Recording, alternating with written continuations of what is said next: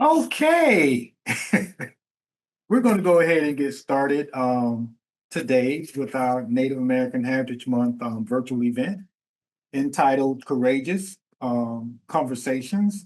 And we're using the title today, Call to Serve. We're sticking with the core values of social work. And today's core value that we're going to frame our conversation around is service.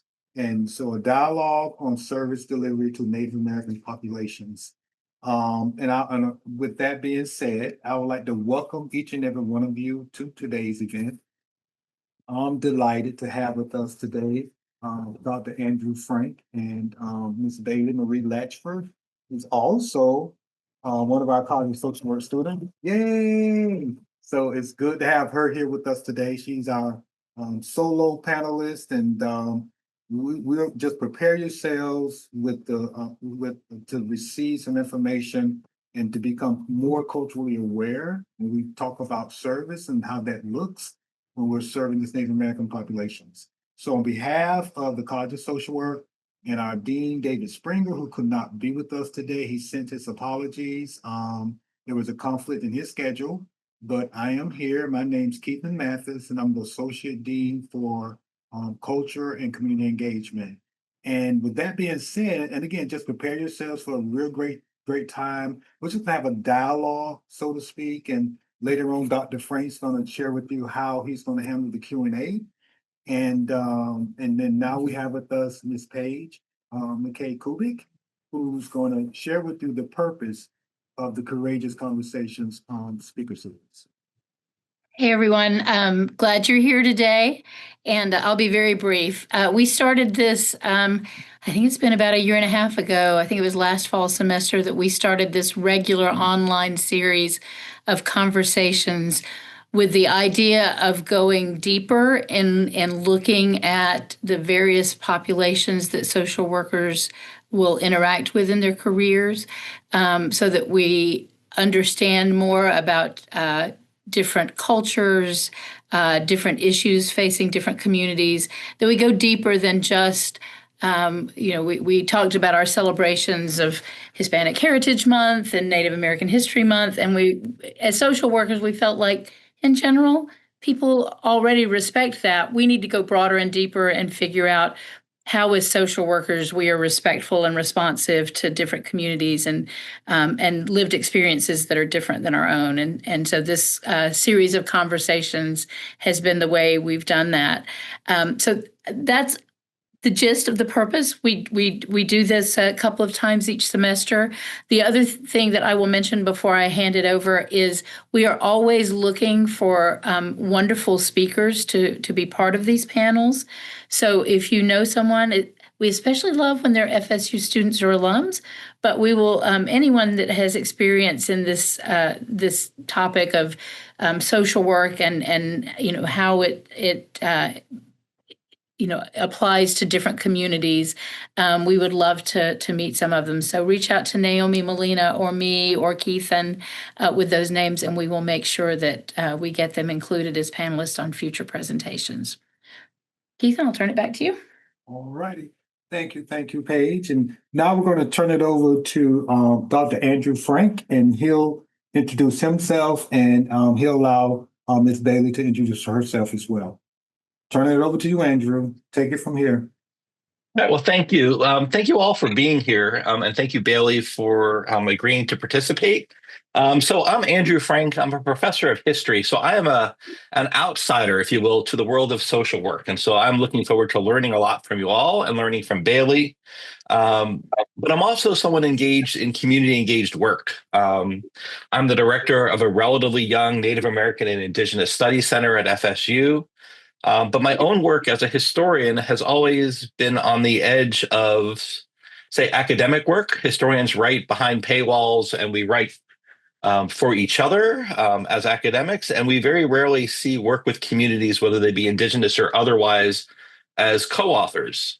But that's been a struggle or an ambition of mine, kind of a little bit of both throughout my career.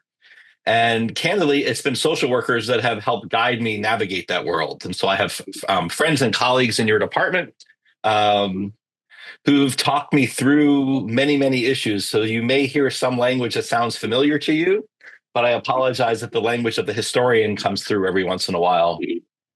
So I'm going to lead the conversation today. Before Bailey introduces herself and then we start, let me just give you a sense for how I'd like this to run.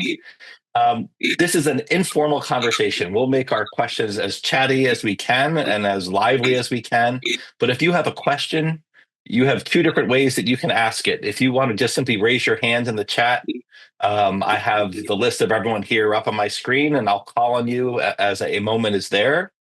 Some of you may not want to ask it out loud and would prefer us to read it. By all means, put it right into the chat. I'll read it out loud. If we have multiple questions that all are speaking to the same thing, I'll combine them. And then the joy of a Zoom is many of us go to academic talks and we really have a comment more than a question. If you have a comment and you have advice for others, and it's really not something to be read aloud, the chat is a perfect place for that. So please take advantage of, we can be having a conversation in one place, having it out loud in another, and put questions in yet a third place. So I'm going to turn it over to Bailey to introduce herself, and then we'll open our conversation. Thank you, Dr. Frank. I just want to preface and say I'm losing my voice, so excuse that. But my name is Bailey Marie Latchford. I'm currently a junior in the College of Social Work, and I'm the panelist for today. Very excited. I am also Miss Florida Seminole for the 2025-2026 year. And yeah, I'm very excited to talk and answer any questions anybody has and just help educate y'all on Native American culture and kind of integrate Seminole culture on FSU's campus. All right. Well, thank you, Bailey. So for those of you who don't know, Bailey is also a member of the Seminole tribe, or some would call it a citizen. So they have sovereignty in the state of Florida in the United States, as much the same way that the state of Florida has sovereignty in the United States. We have multiple forms of sovereignty. And that will be one of the things that we'll talk a little bit about, or probably talk about as we work our way through kind of our prepared questions and maybe what comes up. So let's start at the very beginning, Bailey, or at least closer to the beginning. Why did you choose to come to FSU? And maybe more importantly, why social work? So my family has been FSU fans since the dawn of time. And I actually have 3 older brothers who came here before I did. And I swore up and down that I would not come here. I was like, I'm gonna build my own path. They're not gonna see me. And I officially toured it. I don't know how many tours I've been on at FSU, but when I officially got my tour, I really liked it. And I was like, dang, I didn't want to like it, but I just saw how much community was here. And I made friends very easily, even before coming to Florida State, because I'm also a part of CARE. So that community that I was able to build just really solidified me coming here. And social work, I initially came into FSU as a strictly criminal justice major, but a CARE ambassador, she was a social work major. And I remember just having conversations with her and seeing how much of an impact I could make within social work. So I kind of decided criminal justice and social work, I would do a dual degree and kind of benefit from both. But social work, as time went on and I started building that community within the college, I love it. I love it more and more every day. So I'm going to ask a follow-up. What do you love about social work? Right. So for those of you who don't know on the Zoom who don't know, Bailey comes from a distinguished family of folks in the world of criminal justice. So you may not have rebelled against their love for FSU, but you have pushed a little bit back against their expertise, if not love, for the justice system. Right? yes, I mean, in a way, I'm a little bit of a rebel myself, self-determined, but coming from a predominantly law enforcement and military family. That was just something growing up where I appreciate the effort that those careers have on communities. It's something that I grew up with, especially my dad working for the Seminole tribe within the police department and um, later on the entirety of public safety for the tribe. But I felt that the criminal justice system focuses solely on the criminals and it focuses more on the system instead of those that it affects. So with social work, I felt like I could make a more direct impact with the survivors and the victims of crime. There's so many different crimes that happen every day, and most of the time, people just want to see the criminal punished.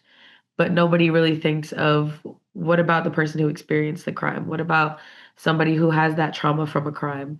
So being able to help those people and show them, you're important too, was very important to me. So, and I felt like I couldn't get that if I went into law enforcement. Thank you. So when you think of yourself, right, we all have different cultural identities that we sometimes put the hat on as one and sometimes another, but we're always many things. What are the parts of you that you want people to know that are really important to you? I'm very proud of my Seminole heritage. That was the culture that I was brought up in and raised in. And I lived very close to the Hollywood reservation. I didn't live on the reservation, but all of my family was there. I went to school about 10 minutes away from the reservation. After school, that's where we would go to grandma's house. And so that's a really big part of me. I'm very proud of where I come from. The stories that I've heard from relatives, my elders, is very inspiring and it kind of pushes me to do what I do today. Um, but besides my cultural pride, I really want to be seen as somebody who you can confide in, somebody who is very open to everything, somebody who's just willing to help. And I kind of pride myself in trying to be there for people and trying to be as helpful as I can, whether it's something serious or something little. Um, yeah, I'm very proud of who I am, who I come from. I think my parents did a great job of raising me. So I kind of want to just show their effort into who I am and what I do. That's pretty awesome. All right, so you have an audience here, some of whom know something about the Seminole tribe and some who know very little. Um, and I actually, Keaton came up with this question, but it's a question that I ask a lot. And maybe I'll reframe it, but you have an opportunity now to tell an audience one thing about you and the Seminole tribe or your culture that otherwise they wouldn't know. Like if there's one, you can make it three, I don't care the number, but what is it that we all should know? Like we all use the word, we are FSU Seminoles, but we don't use it like you use it, right? So what should we know as our version of Seminoles? There's a lot of weight behind the word unconquered. I'm unsure if everybody knows, but the Seminole tribe is the only tribe in the United States that never signed a peace treaty with the US government. And so that's kind of where unconquered can stem from. It's very important as Seminole people that not only Seminole people, but everybody recognizes that there is a lot of history behind the name Seminole. There's a lot of trauma behind it. There's a lot of resilience behind it. So represent it well. I think that's the most important thing that I can say. When you use the Seminole name, use it respectfully. Use it with that cultural impact in mind because you're not just describing the college, you're describing a people. So whether it's on social media or in person, just try your hardest to respect the name and remember where it comes from. And I think this is a big thing for Seminole people. It was something that I was raised with, but do things with good intention. That's a very important thing culturally.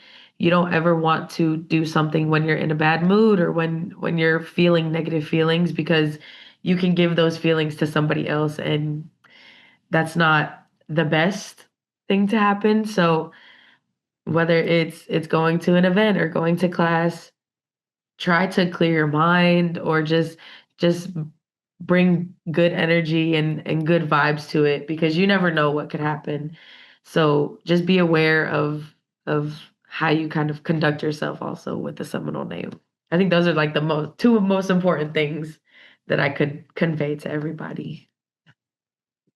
That's great. If you don't mind, I'm going to add. So you touched on a little bit of history, so I felt like I got right into like my comfort zone.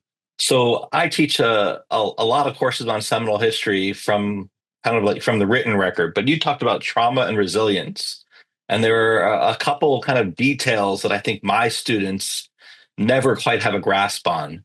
So we live in Tallahassee, and it is a Muskogee word or Seminole word for old field or old town, which means that when the white folks came to Florida and they established the city or town of Tallahassee, they literally put it right on a spot where people had been here for a really long time, so long that they considered it to be old. And so that's like a fun or not fun, but it's an easy way to kind of situate yourself in the long history of the Seminole tribe. And when it's like this is like roughly 1821 or so, and Florida becomes a territory. And the closest estimates we have for a population of indigenous people in Florida is something along the 15 to 18,000 Native Americans in Florida. By 1858, when the United States sends someone to basically do an accounting of who's left in the interior of the wetlands of Florida. So there's a series of wars or one really long war, depending on how you count. And it is a war of extermination. There's no other way to understand it. They're trying to wipe the Seminoles out and cleanse Florida of all Indian people. And thousands are killed and thousands are removed. And in 1890, when they come back to do a census, they count 206 people. And they may have missed some. You look at the numbers and there's lots of women and children missing. But even if you say 300 or 400, come up with whatever reasonable underestimate that you want. 400 people from more than 10,000 is horrific. And so when we think of the word unconquered, these are survivors who come from a relatively small group of folks.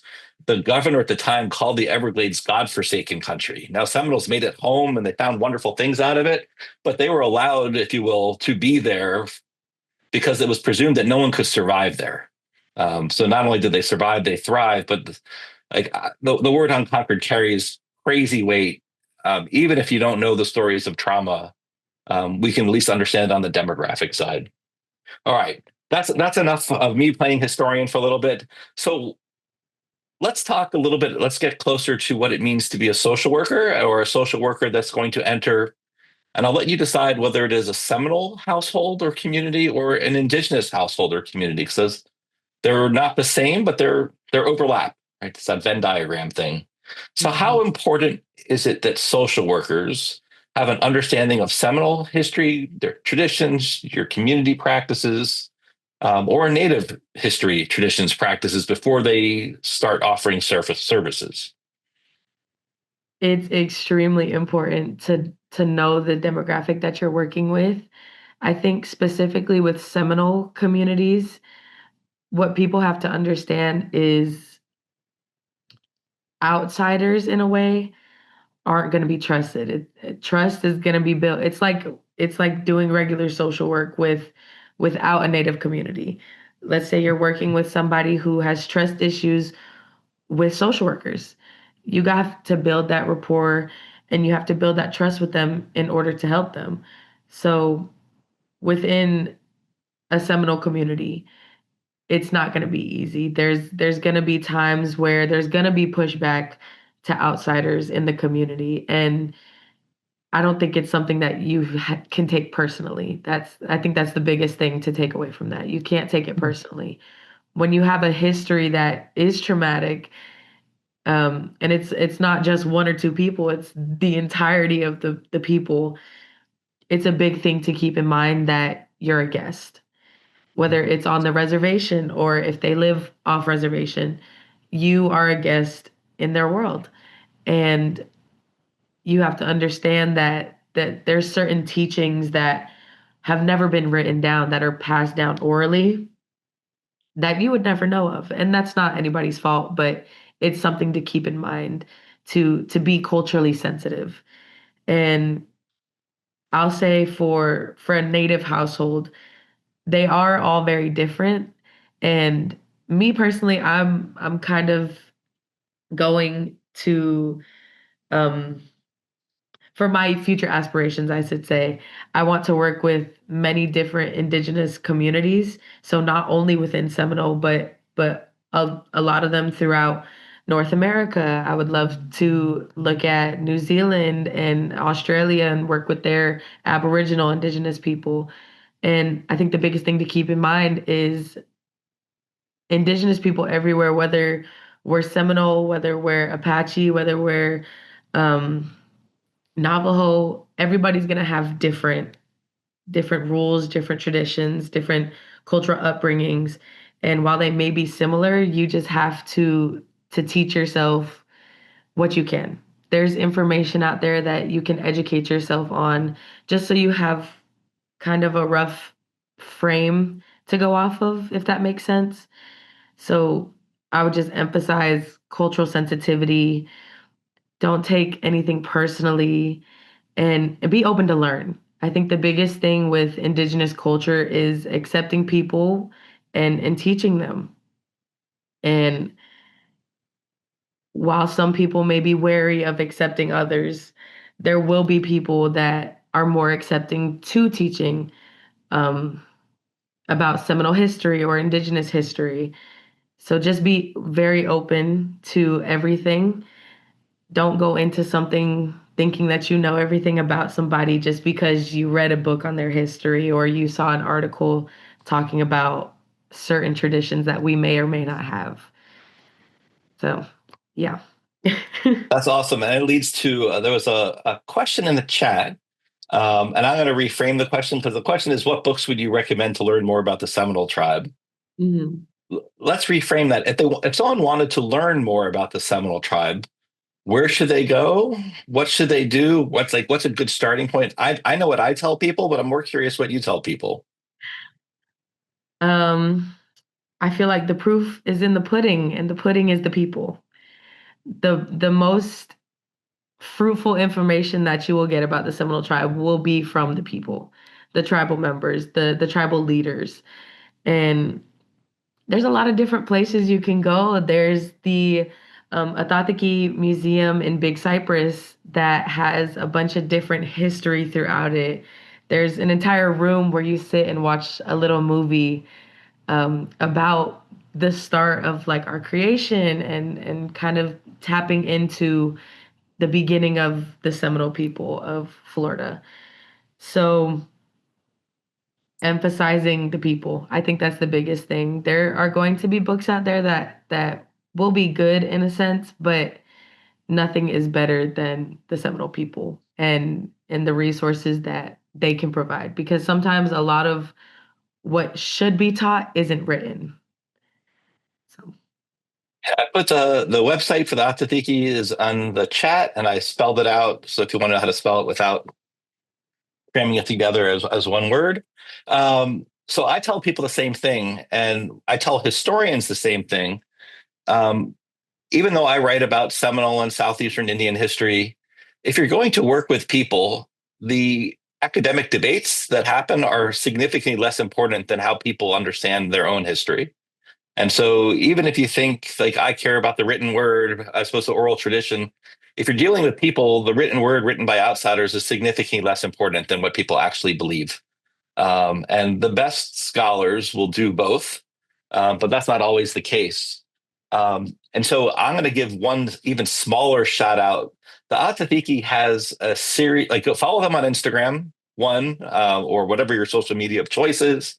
They put out something called Seminole Stories. It seems to be like once a month or every other month, and they're phenomenal. There's one about a woman named Polly Parker and Egmont Key that is really, really phenomenal, that combines environmental data with oral tradition, with written documents. And every couple months, they put out another one that kind of gives depth to all sorts of things. The other thing you can do is you can subscribe to the Seminole Tribune if you want to know what's going on in the contemporary world, or you can go online and you can download a PDF of it. It's a little bit dated, but if you're just trying to understand not what's happening today, like those are just right. The goal here is knowledge, not necessarily the book. Even though I love books. All right. The other thing you raised was trust. So you went back and forth between trust and don't take it personally if they don't trust you. But you have to earn trust. So how do you earn trust?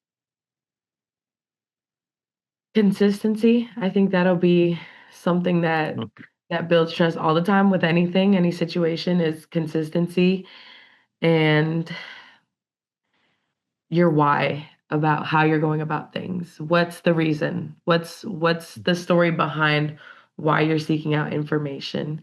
And it kind of goes back to what I was saying earlier about doing things with intention. When you approach a people with not so good intentions, we'll be able to tell. If it's something for personal gain or it's something to use in a negative way, somebody will know. And that will harm any rapport anybody could make within the people. So definitely having a good reason to being there. If you're simply curious, that's a great reason. If you want to learn more about the history of Seminole people because you saw somebody wearing a skirt at a Florida State game or you saw somebody wearing a patchwork jacket at a game, that is a great reason. I'm not going to say what's going to be the worst reasons. I feel like that would be very self-explanatory. So I'll focus on the good only. But I I think as a people, we're very welcoming to pure intentions and people being genuinely curious about Seminole people. I know me, I'm very proud of where I come from. I'm very proud of my grandparents and the stories that they've told me, my aunts and my uncles and my great grandparents when they were here. So just being careful of how you approach things is very important. So on the chat, someone I want you to answer this in the positive way. Lots of people have lots of false stereotypes, not always coming from a bad place, but coming out of just lack of knowledge. Um, so what misconceptions do you find yourself having to, I don't know, deal with, deflect, correct, manage, whatever? Pick your verb.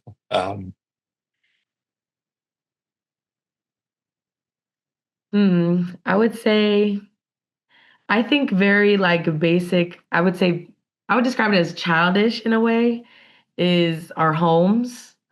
The biggest thing I still get here, like surprisingly, in my time at FSU, I've gotten several times was, do y'all have teepees? Do y'all do y'all still live in teepees? Um, the one that caught me the most off guard was, y'all are still here. And surprisingly enough, I've still gotten that um, in the past 3 years that I've been on campus. And while ignorance is frustrating, um, I'll say with in a positive light, just educating. There's no point in me getting mad at somebody because they don't know if they're coming from an ignorant place and they don't mean harm. While it can be inherently harmful, how I was brought up by my grandparents was two wrongs don't make a right, and take it as an opportunity to help them grow, to help them learn. It's obvious they don't know the history. So, me as a Seminole person, while yes, it is frustrating and it is a bit like it's 2025, why am I still being asked, oh my gosh, y'all exist?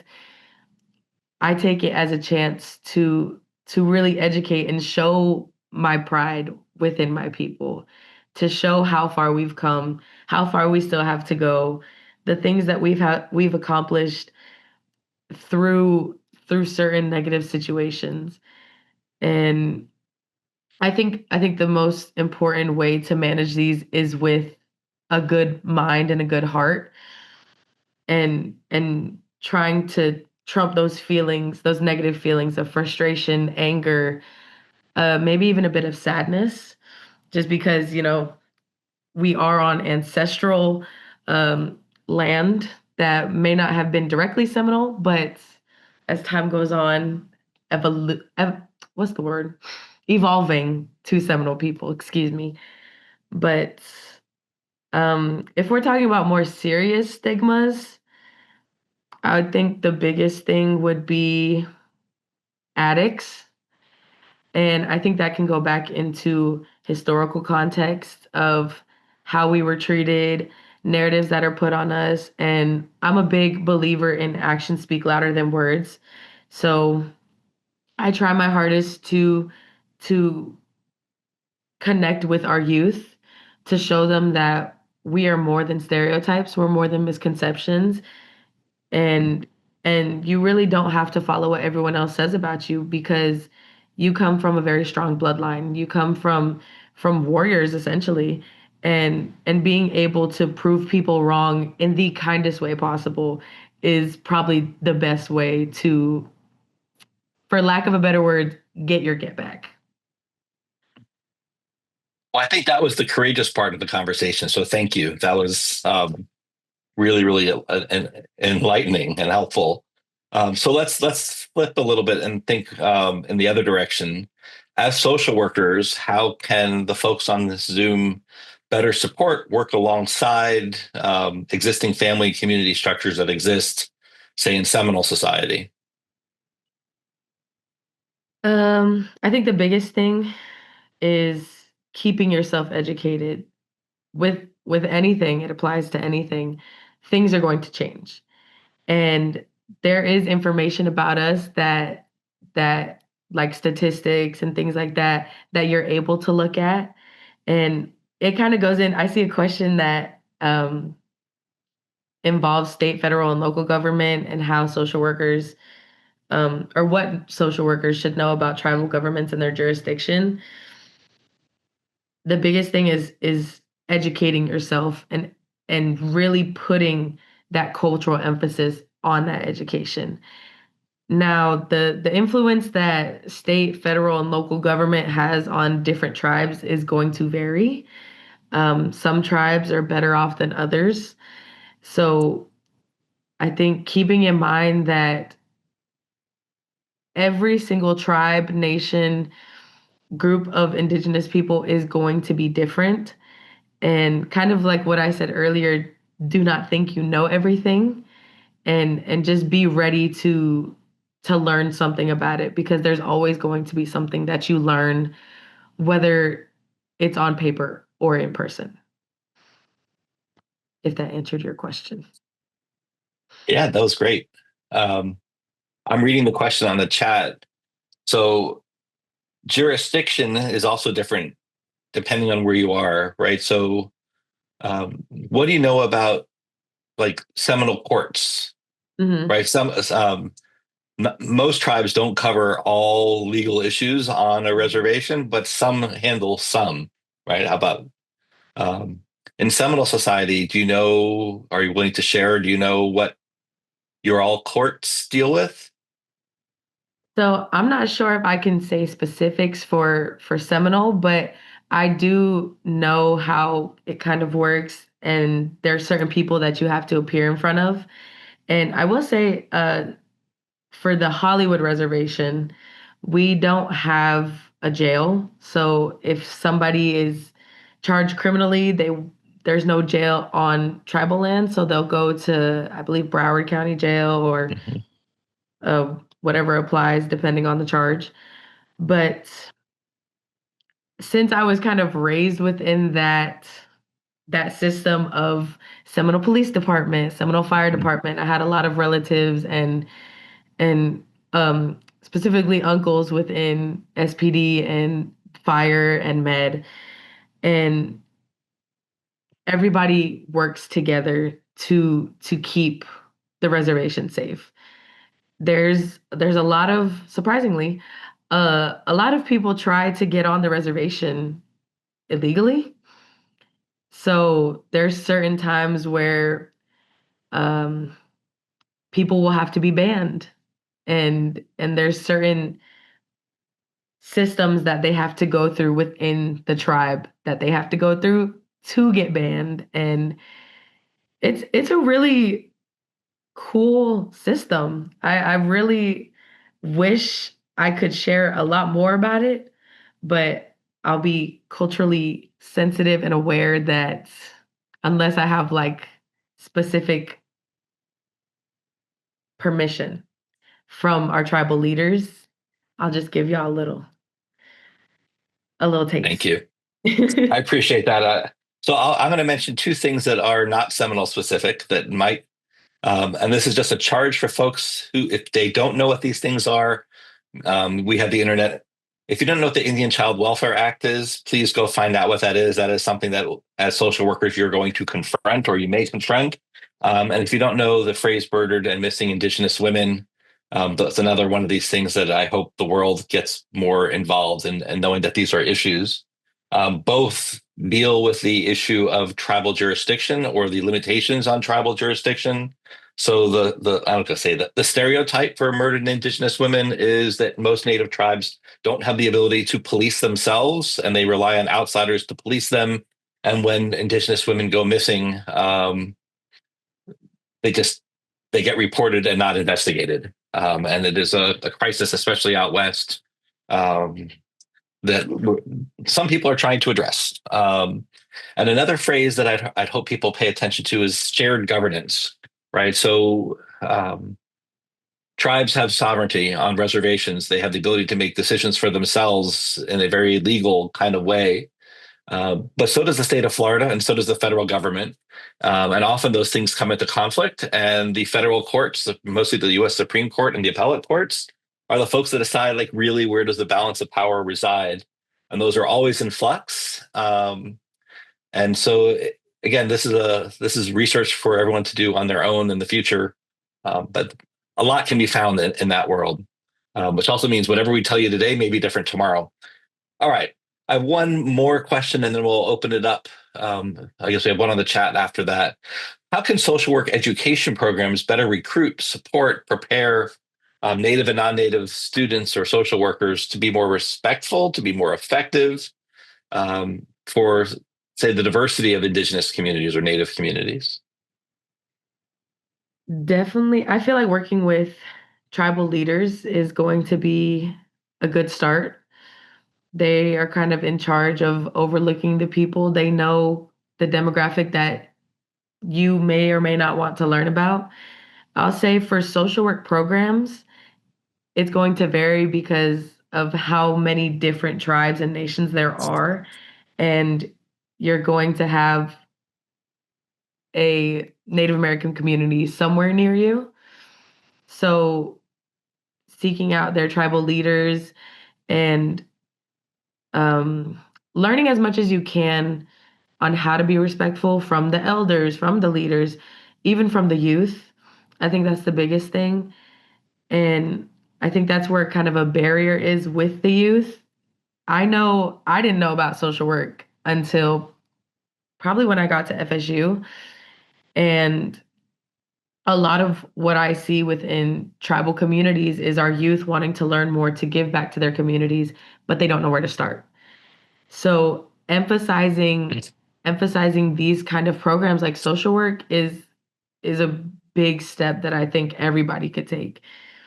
It's something that, you can choose who you want to work with. You can choose how you approach things, and kind of relating it to myself. That's how I see my path is I know my people and I know what I can bring and I know where I can go through social work. So being able to give back to my community is a big thing that I see within all Indigenous youth. It's not just reserved for me or reserved for Seminole youth, but nationwide. It's a big thing because you would know your people best. And I think it might seem like a stretch, but reaching out to the youth. There's going to be times where resources aren't aren't up to date when it comes to reaching out to Indigenous youth about the opportunities that they have. A lot of Indigenous youth don't know about certain Indigenous scholarships they can go after because a lot of us are first generation students. So there's a little bit more work that you have to put in. And I'm sure it'll be a give and take relationship that will benefit both parties, the college of choosing and the student, because there's so much to offer on both ends. So just a lot of communication. I think that's the simple answer is communication, prioritizing with the people. Thank you. I'm going to go to the chat. There's a question. Have you had any involvement with people who have lived experience in state care? Can I get a little bit of clarification on the question, if that's possible? That'll be up to Lauren because I'm reading, and I can try to guess, but we can unmute her probably if she would like to ask the question aloud. Absolutely. Can you hear me? Yes. Hi. I know that there has been a lot of initiatives trying to incorporate youth or former youth with lived experience in welfare systems. And I was wondering if there has been any incorporation within your work, especially speaking on a specific relationship that or the dynamic, if that makes sense. I know that he brought up the child welfare and just different within that scope. Have you reached out to people with that lived experience? I have not. I'm still pretty early on into my social work career, and I personally have not had any experiences within the tribe with state care. So I don't think I'm well versed to answer your question. I'm sorry. You're fine. Don't apologize, love. I appreciate you. Yeah, I appreciate the question though.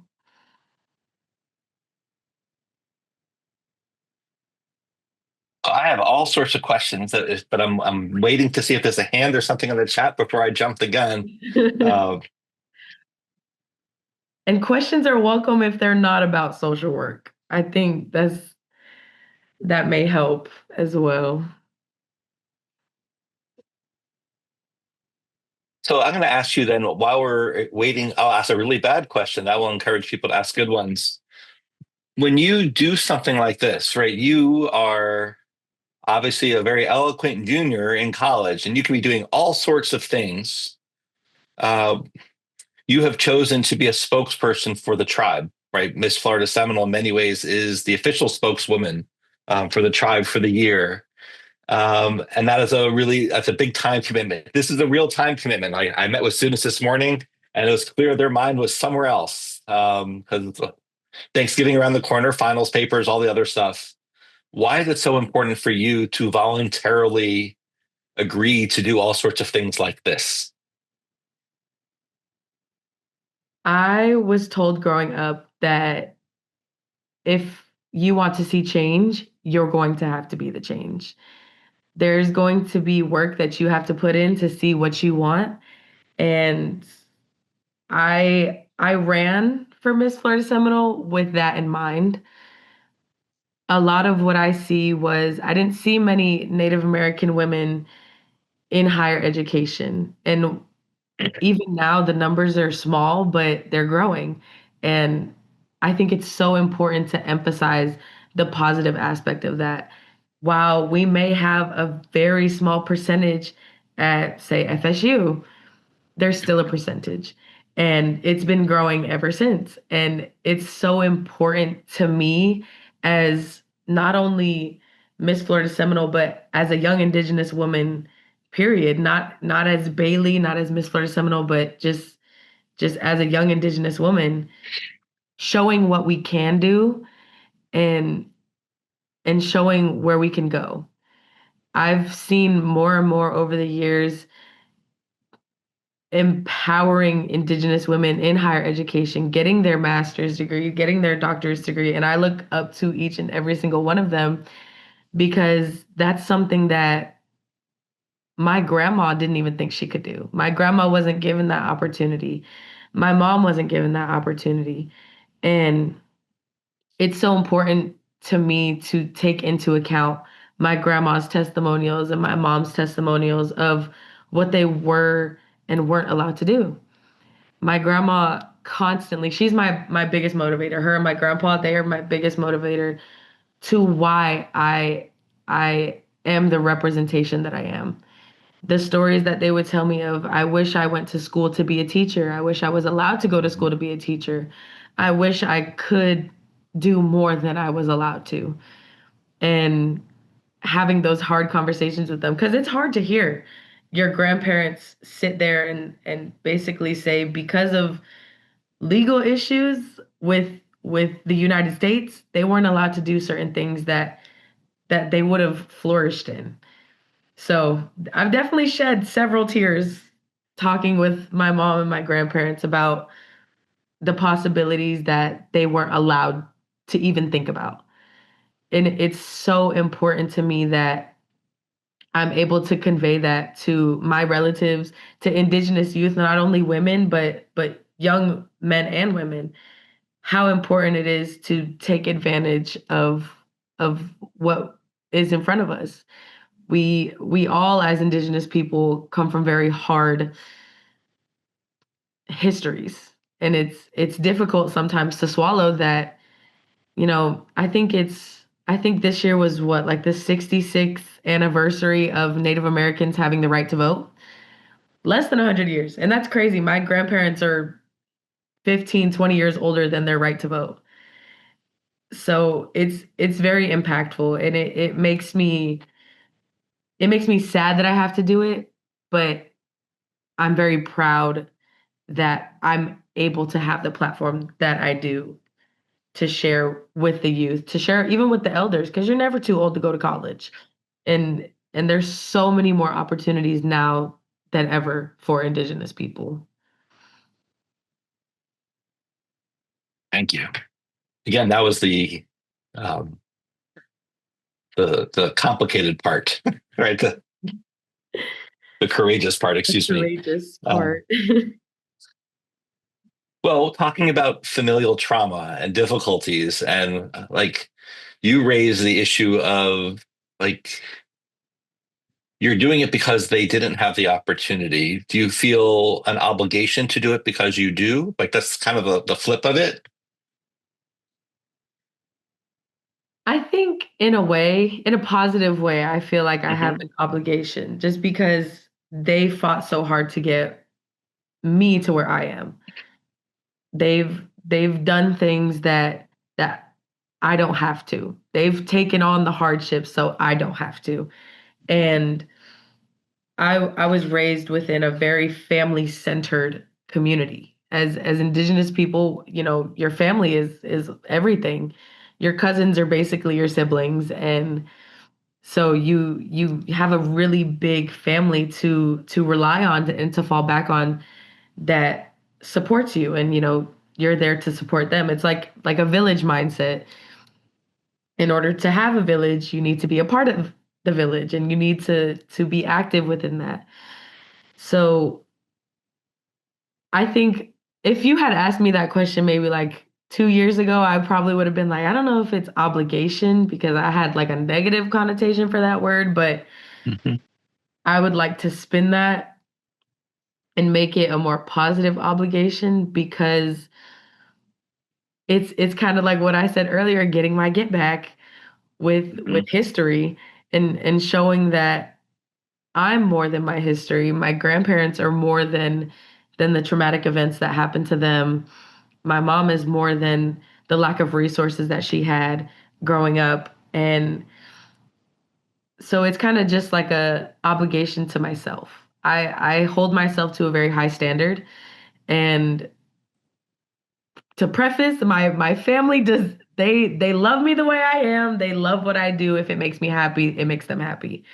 But I want to strive to where that's a history thing that we don't have to worry about, that my descendants, my kids, my grandkids won't have to worry about proving themselves at a table where they should have had a spot.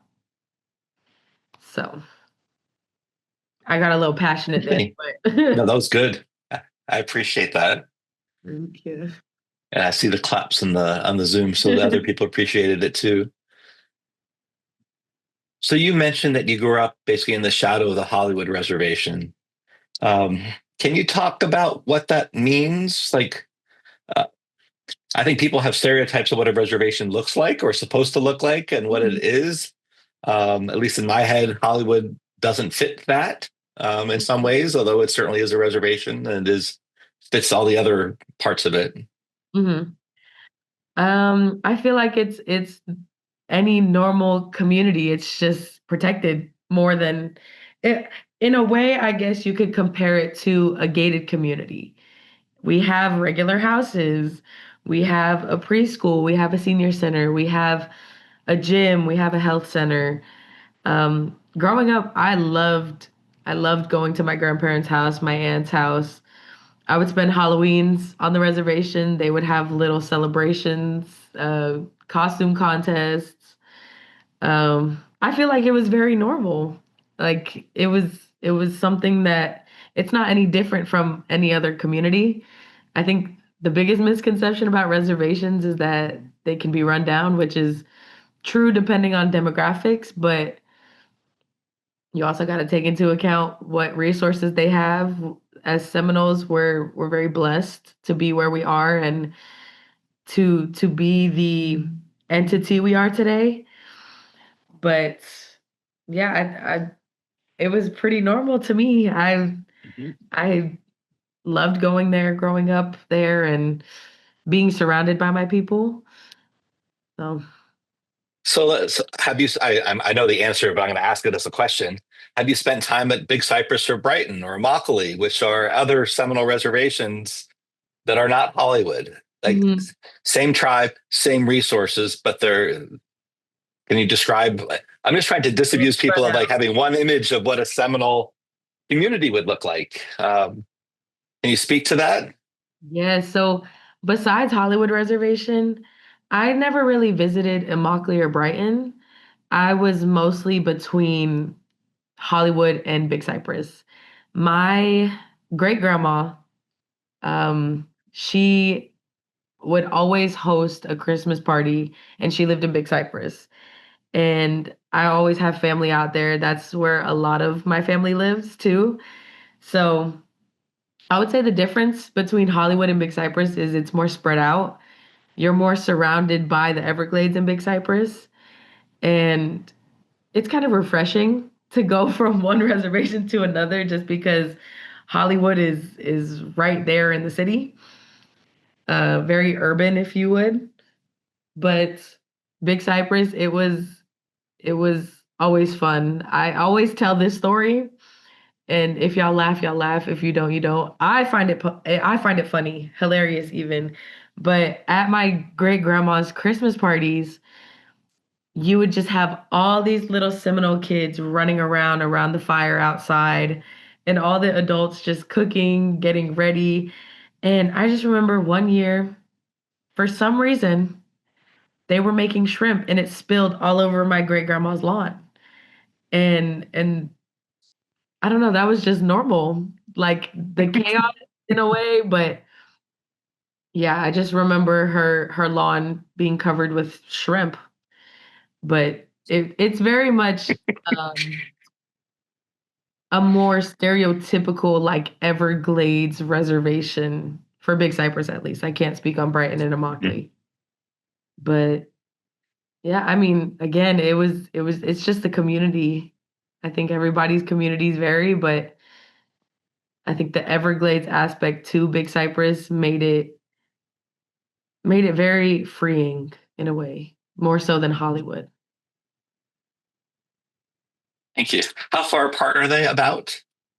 Um, Depends on traffic. It could be a good 40-minute drive, it could be an hour and a half. Mhm. These past 2 weeks, I went from Pembroke Pines to Big Cypress, I don't know how many times. So, and it varied every time. Sometimes it was a good 35, 40-minute drive. Other times it was almost 2 hours. So, All right, we have a question from Jada. you're muted.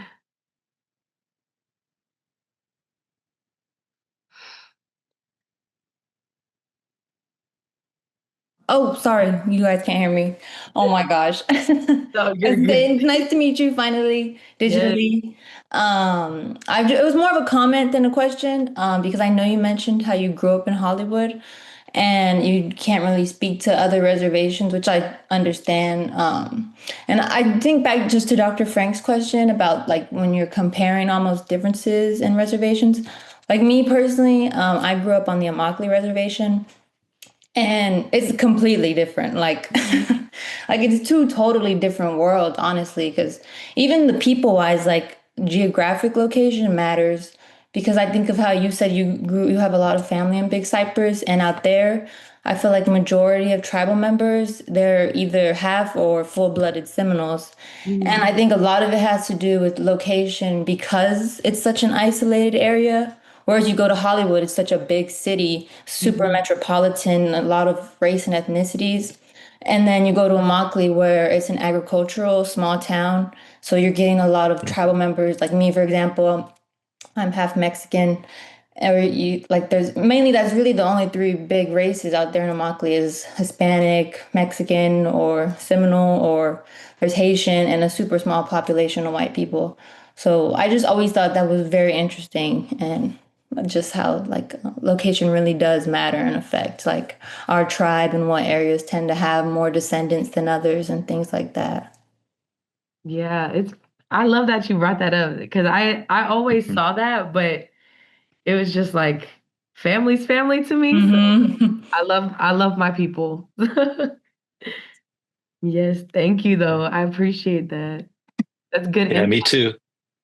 As an outsider, like I know the Seminoles are fewer than 5,000 members, and I know my students think that, well, then how much diversity can there be in 5,000? And there's tremendous diversity, right? It's going back in time too, which is kind of cool. Thank you for your comment. Yes. Thank you. You may want to stick around. I'll pin you on the screen so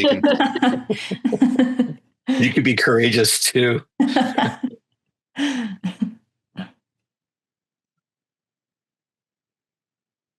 Is there any other questions that anybody may have?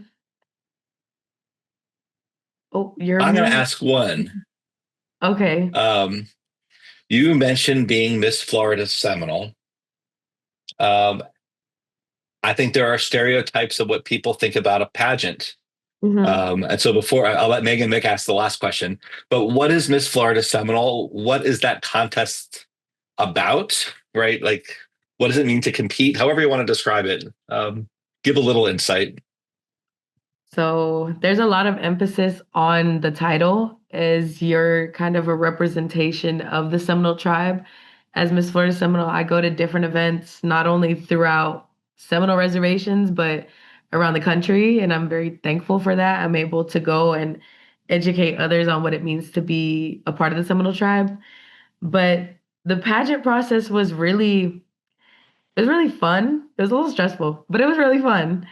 And um, there's a lot of emphasis on our culture. There's a talent portion, like a traditional talent portion, where it has to be something traditional, like basket weaving or beading, sewing. I know this past year, one of my good friends who was also a contestant, she did storytelling um, about one of our traditional stories.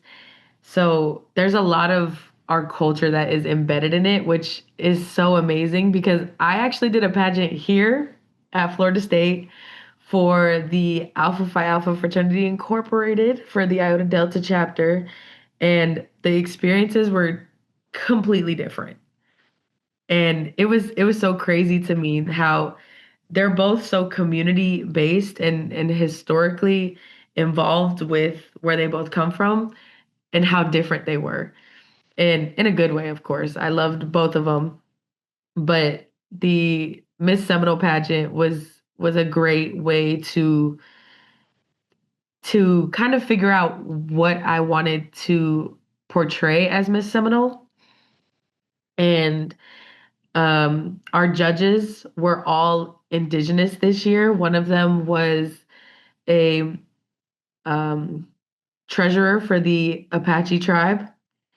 He came, and come to find out, I've met his wife before at my sister-in-law's traditional dances, which was crazy. Another one was Miss Indian World. That was a great person to meet. They were all amazing. And then our last judge, she has a missing and murdered Indigenous women. What's the word?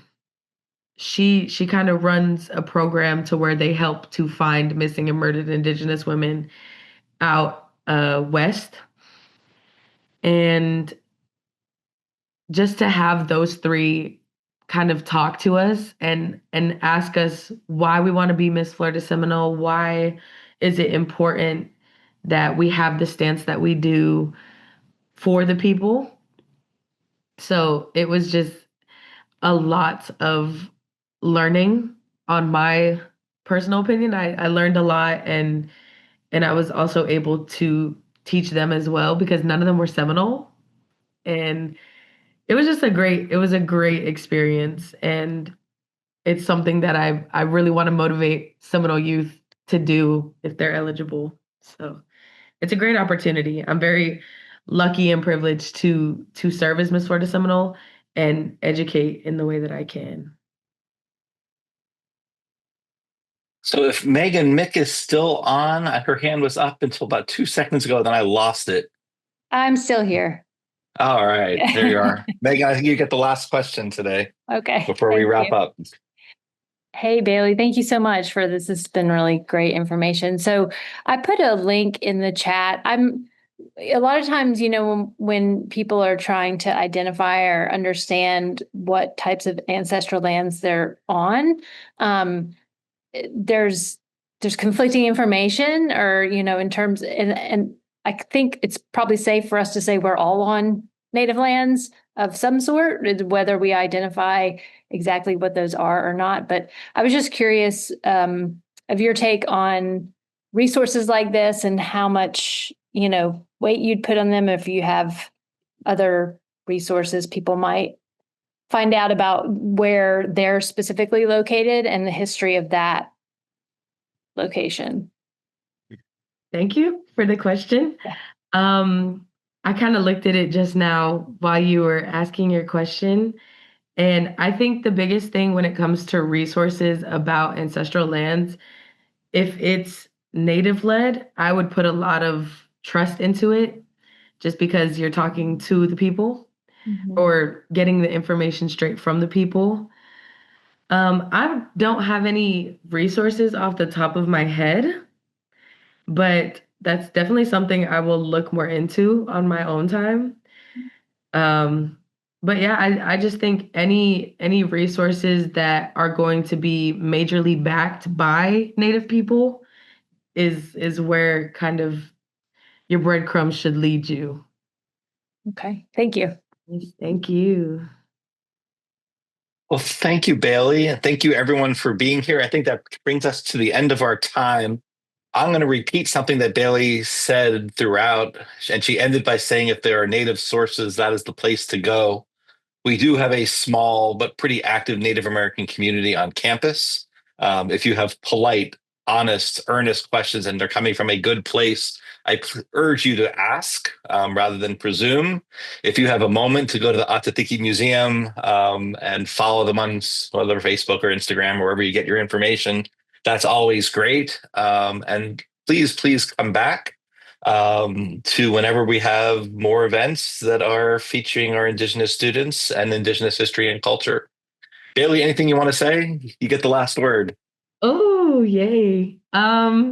I just want to thank everybody for being here. I know it's been an hour, but I really hope I was able to give y'all some new information and kind of lead you on a path to learn more about Seminoles. You know, FSU is a great school. I'm a little biased, but I love the relationship that the school has with the tribe.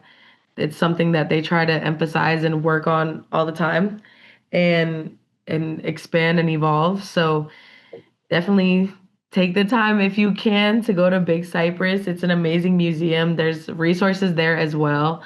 I know they have a bunch of different books on Seminole history there. So if that's something that you can look into, and our tribal fair this year or this upcoming 2026, I believe it's January 31st to February 2nd. It's free for everybody. It's on the Hollywood Reservation at the Hard Rock. If you are able to go, I would motivate you to. It's a great way to not only learn about the Seminole, but we have a bunch of people that come from all around North America to come together and join together as Indigenous people. So yeah, thank you again for taking time to come out, taking time out of your day to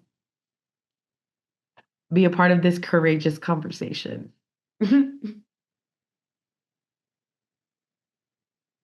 Yay. Loved it. I just wanted to sum it up in one word: phenomenal.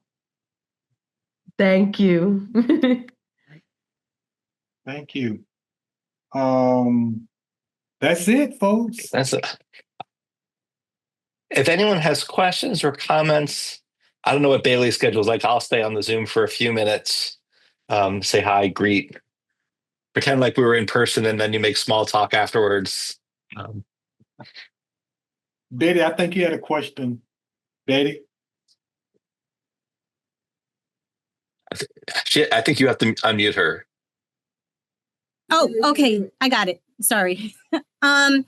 So I got a question for Bailey. Again, I'm the one that asked the question about the books, but there is a specific book that I was told that those who are trying out to be Chief Osceola, you know, here in the college or whatever, there's a book they have to read, and it's called Light in the Distant. I'm sorry, I just had it. It's terrible. It's Light Light on a Distant Fire. That's the book that I was referring to? Is that a legit book? And how do you know? I'm not sure if I've ever heard that title before. Okay. But I do know that the Osceola program that they have here for the Chief Osceola is a very strict one. I've been able to have great conversation with that team, and within the president's office as well, on how they emphasize important input from the tribe. Yes. They take it very seriously, which I can appreciate. And so I can't speak on that book, but I would think if it's been approved, everything that they do has to be approved. Okay, good. Good to know then. I'm hoping, and I believe it would be on the right track at least. Okay. So All right, I'm Bailey. going to say something different than Bailey. The Osceola Renegade tradition is done impeccably well, and how that team interacts with fans, how it dresses, where it is and is not allowed to appear, right? There's a reason why we don't see stuffed animal Osceolas for sale at bookstores in the way that you can see stuffed gators or ibises. Comes out of a lot of concern and care and attention. That's different than what people read. That book gets its title from a 1950s movie. Like it was a Western, like it was a 1950s Western. Like, and that is, and so much of what we know about Osceola is mythology created from outside of the tribe, and told and repeated, everything from stabbing a treaty to his wife being an African-American slave, which is part of that book. All this is stuff that comes really after. unfortunately, there is no great book about Osceola. There is a book that looks at a lot of the myths called, what is it? Osceola's Legacy, I think is Patricia Wickman. She worked for the Seminole Tribune for many years and for the chairman for a long time. But it's not a page turner. It's not a good biography. So I will never tell the Osceola folks they should read a different book because there's nothing to replace it, and I want them to know something. But they do get an education. They meet with tribal members. They go down to the museum. They are at Brighton Field Day every year. They do all sorts of things, and I think that was the question you asked about what books would you go to. I think the answer really is at this point, if you want good information, it's not going to come from my discipline. Like I'm a historian and we all write books. The place to start isn't in the Western canon. I think the answer lies in where Bailey was pointing to are those conversations and the tribally created and tribally generated information. Right. And that's what I'm looking for is where do you get legit information? Granted, yeah, I could get, information from going to the tribe, but I'm in Tallahassee. Well, So, they have a you know what I'm website. saying? They have a website. They put some really good information. They have a blog that they put up. Okay. There was a leader, Betty Mae Jumper, and she has a memoir that's out that's very good. He wasn't Seminole, he was Miccosukee, but Buffalo Tiger has a memoir called Buffalo Tiger, and it's also exceptionally well done. And it goes through a lot of 1950s history, which is Buffalo Tiger was born Seminole, and he was part of the group that broke off to become Miccosukee. So there are some things that are written by, or at least in collaboration with, tribal members. There's a book called Seminole Voices that's now maybe 15, 20 years old, but it was a look at how Seminoles are thinking about all sorts of things, but it privileges their voice rather than the voice of the author. So there are things out there, but I just urge you to find things that, I don't know, privilege the non-academic voice. All right, y'all. Thank you so very much, Bailey and Andrew. Appreciate you. Thanks for coming. Thank you.